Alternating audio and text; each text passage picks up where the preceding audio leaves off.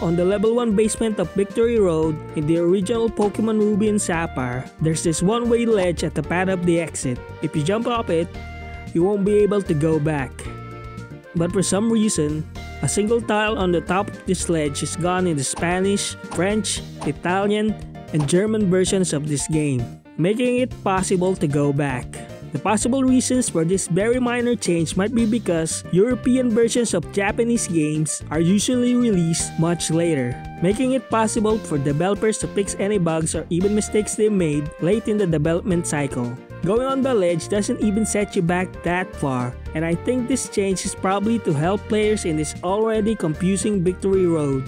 Also in Emerald, the ledge is gone altogether and is replaced with 2 double battle trainers. This is the original Game of Life board game from 1860. It's way different compared to the modern Game of Life board you're probably used to. The goal of the game is to get 100 points. You earn points when you land on a space that has a number. Some spaces have certain effects, like moving to the industry space automatically moves you to the wealth space, giving you 10 points. Going to the prison makes you lose a move, and the suicide space removes you from the game entirely. Also, I'd like to note that the rulebook for this game has a gamer word on it. Very poggers. This game forces you to go outside and touch grass. The game cartridge has a solar sensor in it which charges your in-game weapon, the Gun del Sol. This game encourages you to use stealth rather than just attacking all enemies, which makes sense for a game made by Hideo Kojima. It also has a wall-knocking mechanic similar to Metal Gear. Huh? What was that noise? Going out in the sun too long could be harmful though, so the game has an overheating mechanic where your gun would overheat if you stay in the sun for too long. When Wolfenstein 3D was ported to the Super Nintendo, every mention of Nazis was changed to fit Nintendo's family-friendly brand. But for the GBA port, they actually never censored anything from the original, and it's mostly a direct port of the original MS-DOS version.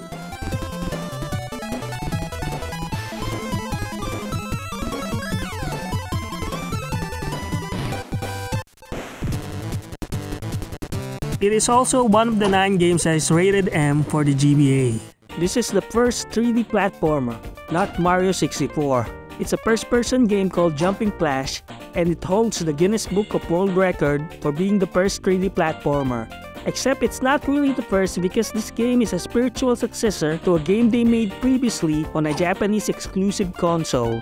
The game is called Geograph Seal, and it plays exactly the same as this game. But wait! One of the enemies in this game looks oddly similar to the player in a game called Alpha Waves. And this is technically the actual first 3D platformer. Well, both these games aren't really true 3D because the system they are on doesn't really have a dedicated 3D graphics renderer, making Jumping Flash the actual first true 3D platformer. The steak is literally a tire. English food is literally the worst thing ever. I'm literally dead right now are all valid ways to use literally. Both Merriam-Webster and Cambridge Dictionary added another definition that states that it also can be used in an exaggerated way to emphasize a statement or description that is not literally true or possible. This is because the exaggerated way of using literally has been used as late as the 18th century in literature. A good example of this is Mark Twain's Adventure of Tom Sawyer. Stated by Slate.com that Mark Twain writes that Tom was literally rolling in wealth, but Tom is not in fact rolling around in a literal, exact, or actual sense. So if you correct someone for misusing literally, then you are literally an idiot. X vs. Ever is an FPS game for the GBA that got released 10 months before the tie-in movie came out, and the movie wasn't even in production at the time. It is one of the few FPS games on the GBA, which was considered an impressive feat for handheld consoles at the time. Since this came out before the movie, the style of the game looks different than what would become the film. BAM Interactive, the publisher of this game, was in great terms with the film production company Franchise Pictures, who was impressed by their work on the Driven video game, which is based on Franchise Pictures' movie of the same name. Alan B. McElroy gave them the script that he's been working on for over a decade, and gave them free reign to do whatever they wanted as long as they stick to the script. The game was released to positive reviews, and 6 days before the film's opening weekend, they released a sequel that ties in more to the movie. The movie, however, is considered one of the worst movies ever made and one of the few films to have a 0% on Rotten Tomato. Both BAM Interactive and Franchise Picture are bankrupt now. As popular as the Nintendo 64 was, it only had 398 games on it, which is pretty low considering the console sold about 33 million units worldwide. Its predecessor, the Super Nintendo, has around 4 times the amount of games the N64 has. Its competitor at the time, the Sega Saturn, even has more than 1,000 games on it, which is more than twice the N64. And the PlayStation has 10 times that amount, which is about 4,000 games. You might be thinking it's because the N64 was released way later compared to the other consoles. But the Sega Dreamcast, which is infamous for being a failure, has 624 games in its catalog during its lifetime.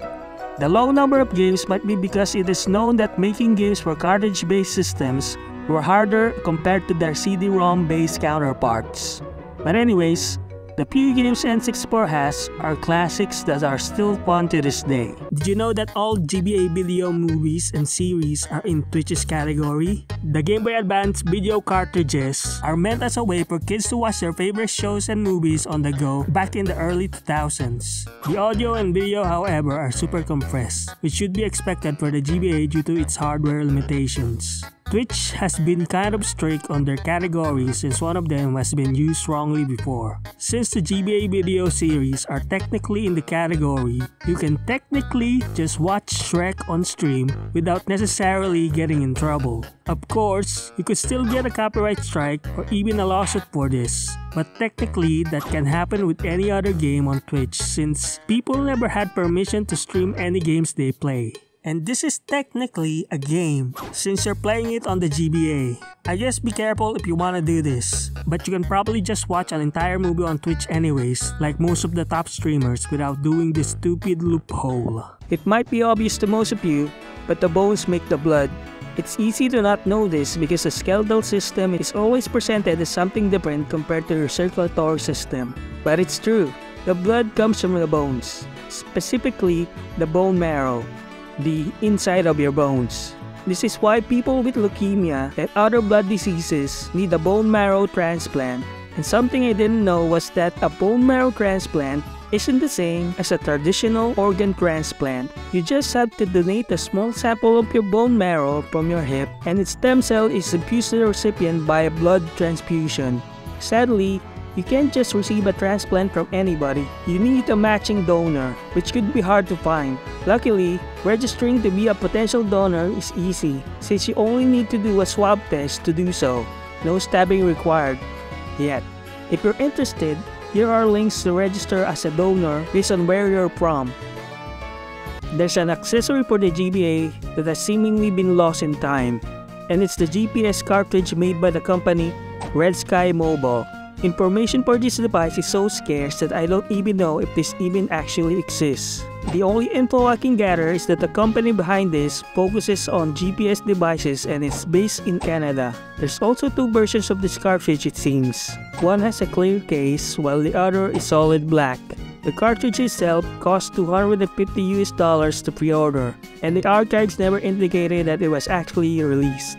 If you have any info about this, please let me know in the comments. Did you know that the only country that has been nuked by another country is Japan? Not only that, but they were nuked twice.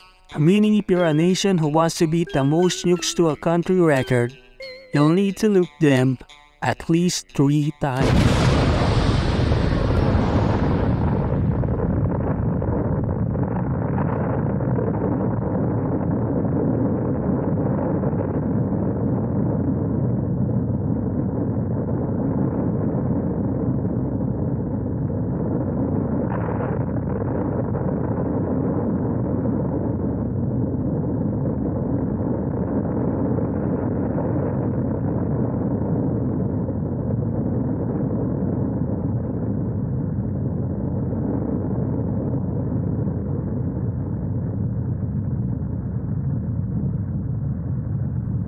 Merry Christmas.